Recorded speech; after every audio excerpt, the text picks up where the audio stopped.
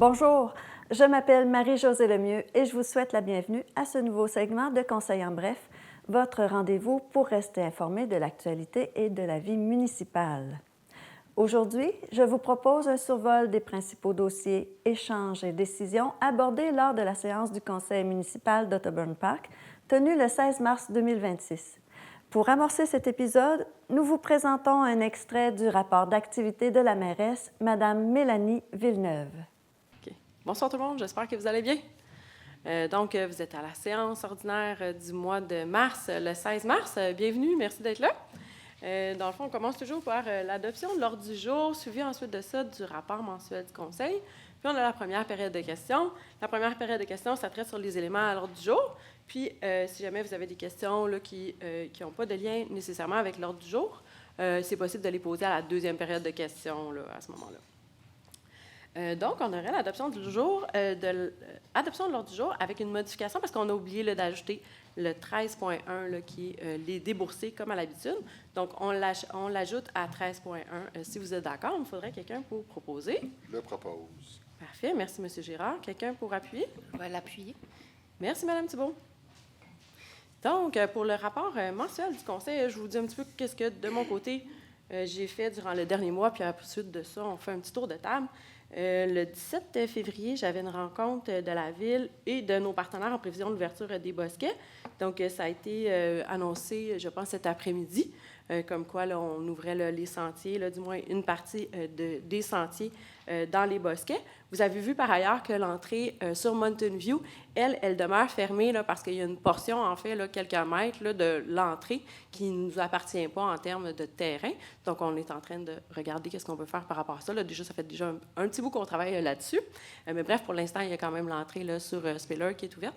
Puis également, là, on a vu passer aussi là, des commentaires par rapport à une éventuelle entrée là, sur la rue Hélène au coin de Copping. Donc, c'est quelque chose qu'on avait regardé là, déjà, là, effectivement, là, comme une option. Là. Donc, il y a ça également qu'on est en train de regarder.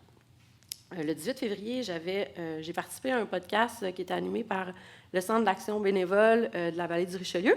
C'était un petit retour sur la Guignolée, fait qu'un petit retour à Noël à ce temps-ci de l'année. Le 19 février, il y avait le discours inaugural de Mme Martinez-Ferrada, la mairesse de Montréal, qui est aussi de facto la présidente de la CMM. Le 19 février, il y avait aussi la séance de la MRC. Le 20 février, il y avait une première réunion du comité tripartite stratégique de la Pointe-Valène. Le 23 février, on avait le plan directeur des parcs là, qui nous était, en fait, son évolution là, qui nous était présentée. Puis, suite à ça, j'ai pris un petit peu de vacances. Je remercie mon collègue qui est maire suppléant en ce moment, là, M. Girard, là, pour son aide, puis pour toute l'équipe aussi. J'ai pris des petites vacances. Alors, merci de m'avoir remplacé, entre autres pour un plénier.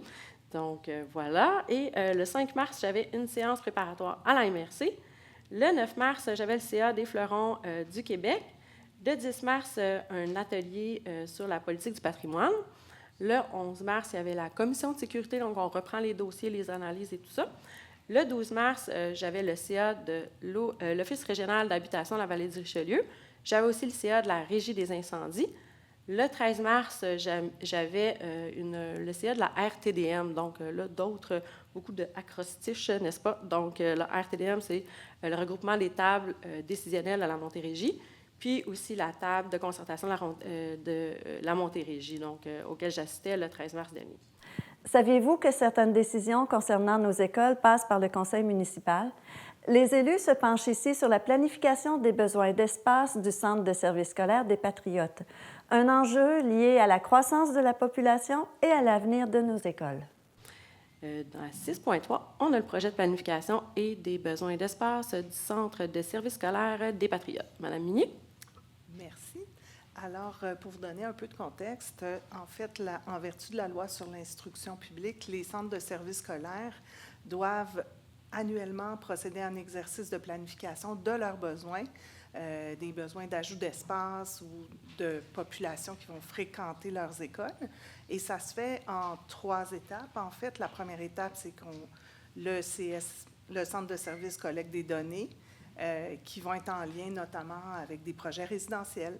Et ensuite, il y a une demande qui est faite auprès du conseil municipal.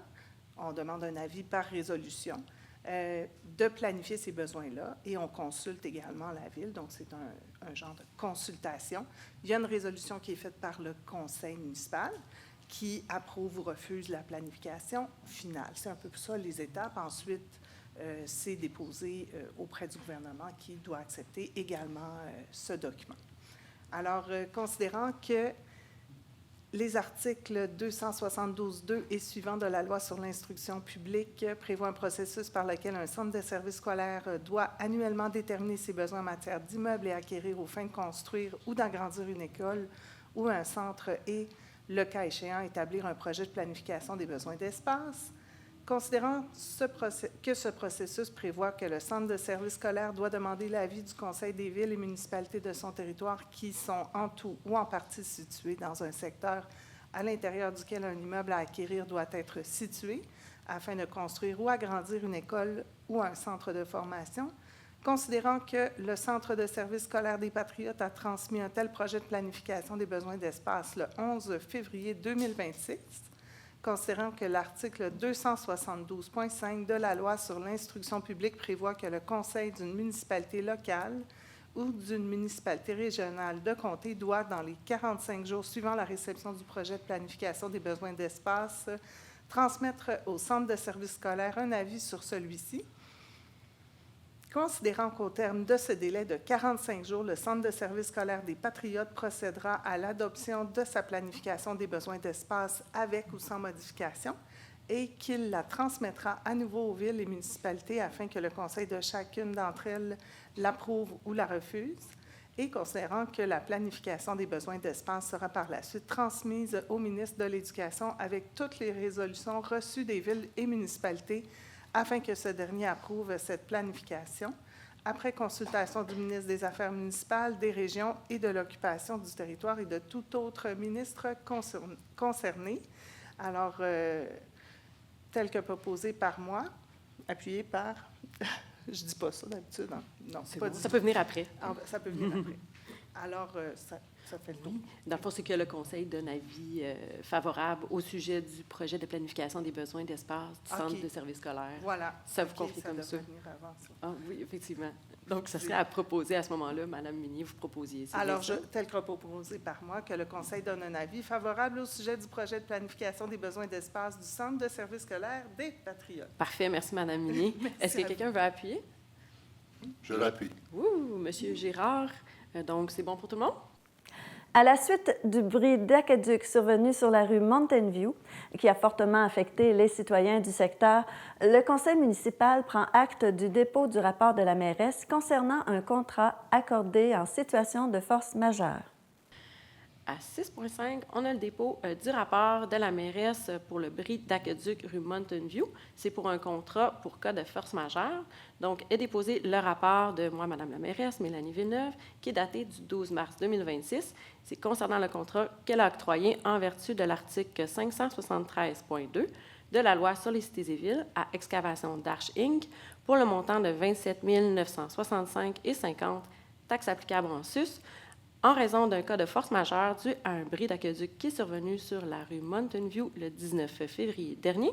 Donc, ce contrat a été octroyé à la suite d'une demande de prix effectuée auprès de 3 fournisseurs pour l'achat de pièces de réparation, de la location de machinerie et de la main-d'œuvre. Donc, c'est un dépôt. L'entretien des rues est une réalité bien concrète qui touche le quotidien des citoyens. Le conseil municipal se prononce ici sur l'octroi d'un contrat pour la location d'un balai mécanique avec opérateur, un service visant à assurer le nettoyage régulier et sécuritaire des voies publiques. À 9.2, on a la location un octroi de contrat pour location d'un balai mécanique avec son opérateur, M. Morin. Alors, un appel d'offres public a été lancé conformément à la loi pour la location d'un balai mécanique avec opérateur. À la clôture de l'appel d'offres, 2 soumissions avaient été reçues, celle des entreprises Miroir Inc. au montant de 153 479,61 sous et celle d'entretien JR Villeneuve Inc. au montant de 161 422,05 sous, laquelle a été jugée non conforme. Il est donc recommandé d'aller de l'avant avec la soumission conforme reçue. Je propose donc que la Ville adjuge le contrat de location d'un balai mécanique avec opérateur à l'entreprise Les Entreprises Miroir Inc., l'unique soumissionnaire conforme pour un prix de 153 479,61 $, taxes applicables incluses et selon les conditions et les modalités décrites dans le devis d'appel d'offres public et la soumission de cette entreprise. Que les fonds nécessaires au paiement de cette dépense soient puisés à même le poste budgétaire 02 320 00 516, voirie, location d'équipement. Merci, M. Morin. Voici les explications de la mairesse concernant la deuxième période de questions. D'ailleurs, si vous ne pouvez vous présenter à une séance, il est possible de faire parvenir à l'avance vos questions par courriel. Je fais une petite parenthèse, juste si jamais il y a des gens qui sont arrivés un petit peu après, là, durant la séance conseil. Simplement vous rappeler qu'il y a la deuxième période de questions, là, où est-ce qu'on peut poser des questions qui n'ont pas nécessairement un lien avec l'ordre du jour. Vous avez juste à inscrire votre nom là, sur les feuilles qui sont là-bas là, avec le titre de votre question et puis si jamais c'est associé à un point. Donc, la feuille est disponible jusqu'à la fin de la séance. Après plusieurs années de service, un véhicule des travaux publics arrive à la fin de sa vie utile.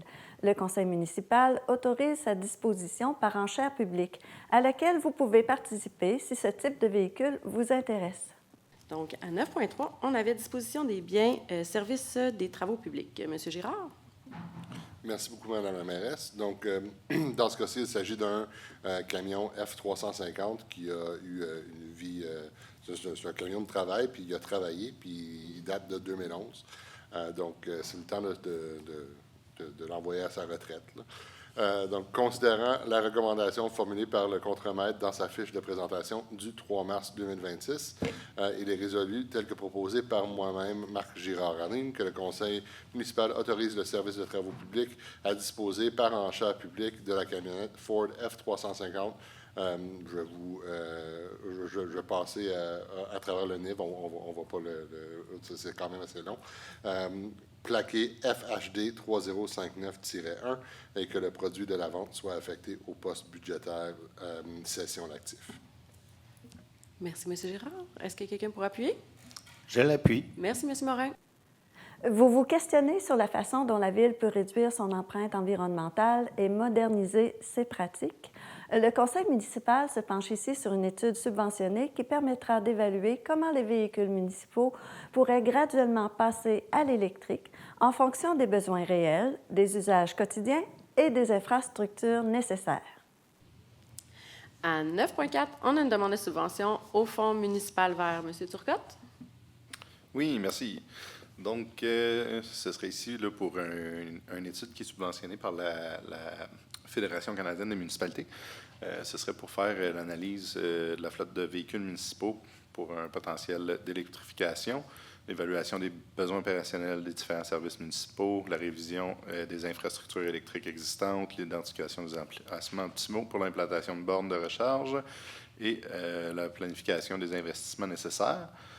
Donc, considérant le projet d'immobilisation EQU 06TP visant l'ajout de bornes de recharge pour véhicules électriques municipaux, considérant que la Fédération canadienne des municipalités offre un programme de financement par l'entremise du Fonds municipal vert visant à soutenir la réalisation d'études pour l'électrification des parcs de véhicules municipaux, considérant que la réalisation d'une étude permettra notamment d'analyser le potentiel d'électrification de la flotte municipale, d'évaluer des besoins en infrastructures de recharge et de planifier des investissements futurs.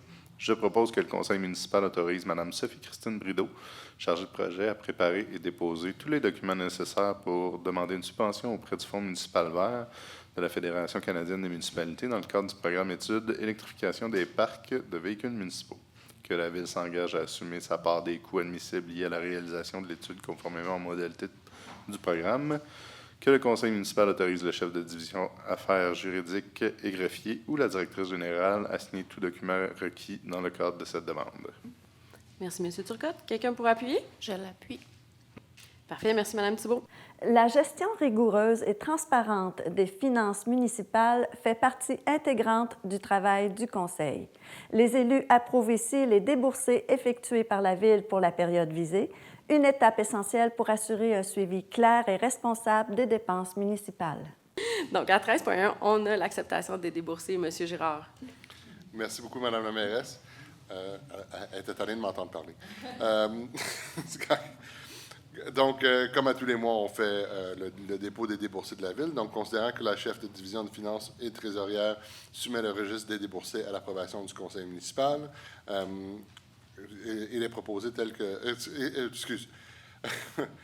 Il est proposé par moi-même, Marc Girard-Aline, d'approuver le déboursé pour la période du 18 février 2026 au 17 mars 2026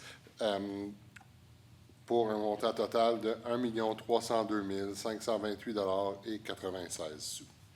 Parfait. Merci, Monsieur Girard.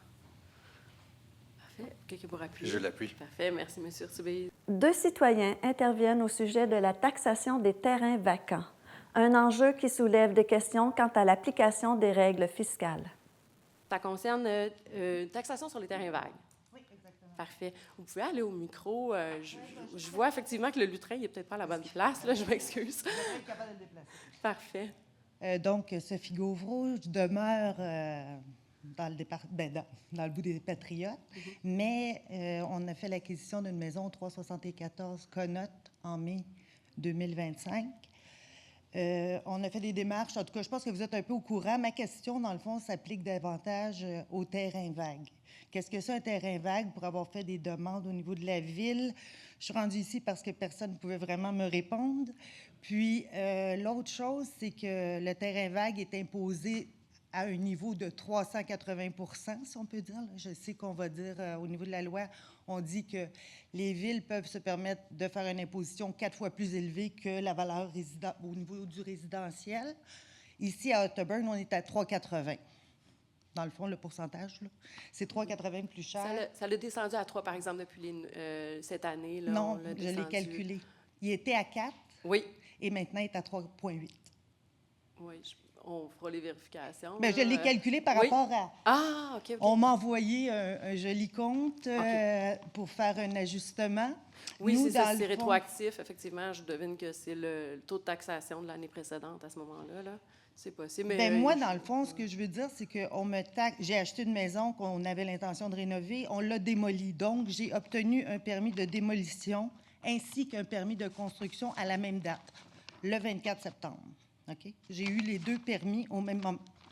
Puis là, la firme qui est engagée par vous, suite à discussion avec lui, m'explique que moi, eux, ils ont seulement reçu le permis de démolition. Donc, qui pousse la machine, qui fait en sorte que moi, je suis imposée sur mon terrain, qui a quand même eu... Écoutez, on me dit en plus, on m'envoie un relevé de taxation qui date, entrée en vigueur, le 17 septembre. J'ai payé mon permis le 24 et je n'ai pas démoli avant le 1er octobre. Fait que je trouve que c'est un petit peu bric-à-brac de m'envoyer une facture qui date précédemment à l'obtention du permis et précédemment à la destruction de la maison. Donc, j'en viens à la conclusion que personne n'est venu voir sur le terrain. T'sais, on me dit qu'on a démoli ma maison le 17 septembre, ce qui est totalement faux, et on m'impose une taxation de 3,8 % plus élevée à partir du 17. Je sais pas, moi, ça me fatigue un petit peu. Puis ce qui me fatigue aussi, c'est que moi, mon terrain, là, il n'y a pas eu de maison pendant l'équivalent de 6 jours. 6 jours. On a détruit la maison. À l'urbanisme, Mme Chloé Deschênes, qui n'est malheureusement plus là, m'a dit, vous savez, votre permis de construction, là, il est valide. Bien, votre permis de démolition est valide, si je ne me trompe pas, c'était 6 mois. Et mon permis de construction est valide 1 an. Il faut que vous respectiez ça, sinon il va y avoir des frais. Bien, je m'excuse, là. J'ai respecté ça à la lettre. J'ai fait tous mes devoirs. Je me retrouve avec des taxes plus élevées. Puis, plus que ça, je suis allée lire, moi, pourquoi qu'elle existe, cette loi-là. Cette loi sur les terrains vagues. Cette loi-là, c'est une loi qui a été faite, je pense que c'est des années 2024. C'est très récent, oui. C'est 2024. Ouais. Puis j'ai sorti un document du gouvernement. Ce document-là du gouvernement, là, il est sorti en décembre 2025 pour expliquer aux villes comment bien appliquer cette loi-là. Puis ce document-là précise, entre autres, que c'est pour intensifier une densification. Donc, c'est pour faire en sorte que tout terrain muni d'aqueducs et d'égouts soit utilisé à son plein potentiel. Donc, qu'il y ait construction sur ces terrains-là. C'est la motivation de la loi. Effectivement. C'est pas d'imposer aux gens. C'est pour éviter de la spéculation puis faire en sorte que les gens achètent 5-6 terrains, les gardent pour eux autres, puis fassent en sorte que l'autre qui va venir acheter par la suite, lui, fasse de l'argent. Oui. Je m'excuse, mais quand j'ai acheté le terrain, C'était pas la pour faire maison, ça. c'est pas du On tout vous pour de croit la tout à fait. spéculation.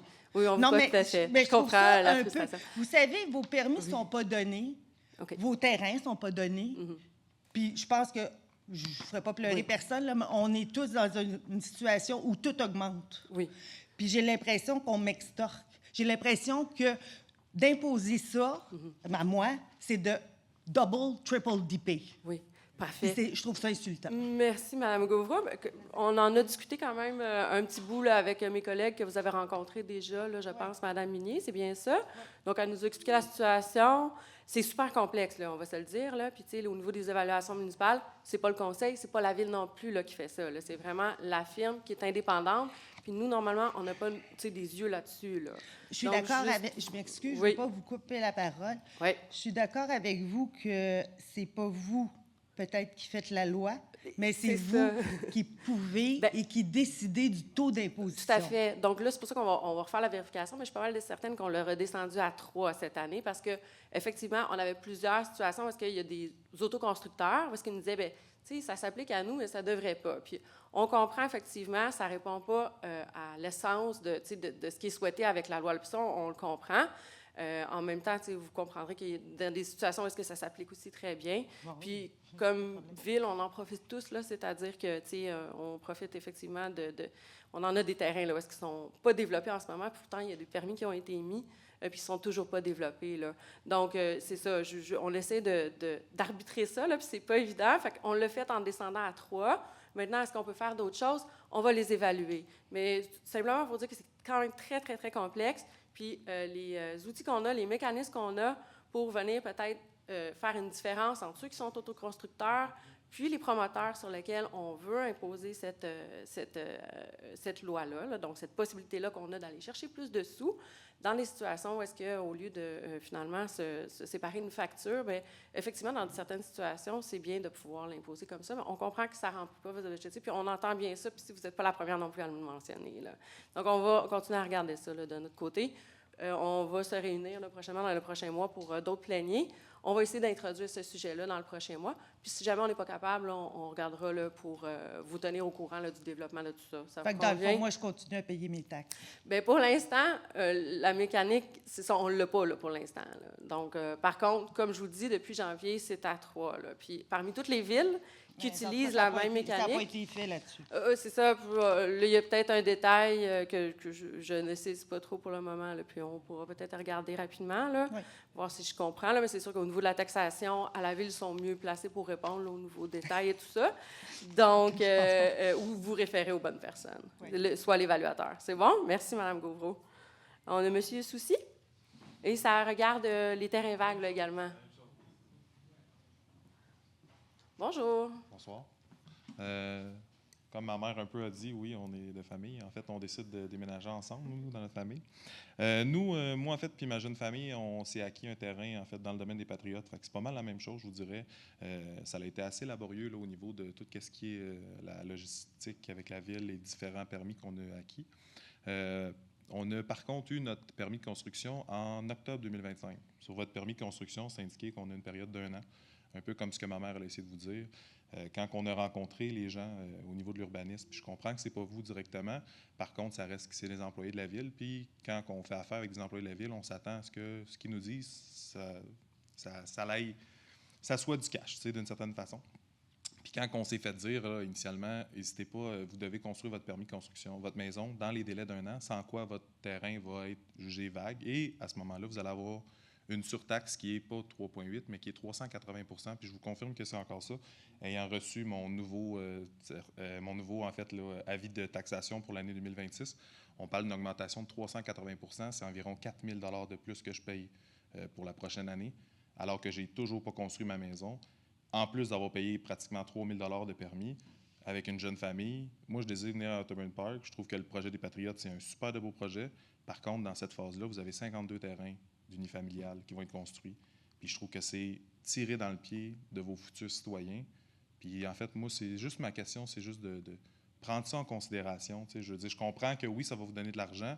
Par contre, il faut que les gens soient capables, tu sais, de venir s'installer dans votre ville pour qu'on devienne des payeurs de taxes là, sur le long terme.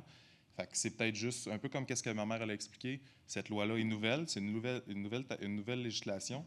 Par contre, c'est assez clair là, au niveau de la publication qui a été faite du gouvernement. Puis j'en ai donné une copie à mon conseiller municipal, M. Turcotte. Il y a des exemptions qui sont possibles, il y a différentes façons, autant que ce serait au niveau de la définition de la ville, qu'est-ce qui est un terrain vague pour vous. Un terrain vague pourrait être valide après la période de 1 an du permis qui a été délivré. Puis ça pourrait ne pas être reconduit automatiquement. Fait que si jamais vous avez des personnes qui utilisent des permis à répétition, mais à ce moment-là, ça ne pourrait pas fonctionner. Mais en fait, c'était juste moi pour donner mon petit grain de sel. Je sais que la partie du travail a déjà été faite, mais c'est juste pour vous aviser de ça. Puis juste d'être conscient de ça, des jeunes familles qui viennent s'installer dans le coin, bien, on a besoin de ce petit coup de pouce-là parce que sinon, ça ne fonctionnera pas. Parfait. Merci, M. Soucy. Merci à vous. Comme vous dites, vous avez nommé plusieurs mécaniques qu'on va explorer, là, puis on va faire... c'est ça, là, on va voir ce qui est possible de faire là, dans ce cas-là. C'est bon? Merci. Voilà qui conclut cet épisode de Conseil en bref. Merci d'avoir été avec nous pour cette édition du 16 mars 2026 du Conseil de ville d'Ottoburn Park. Pour visionner l'intégralité des séances ou revoir les capsules Conseil en bref, je vous invite à visiter le site web de TVR9. Ici Marie-Josée Lemieux, au plaisir de vous retrouver le mois prochain.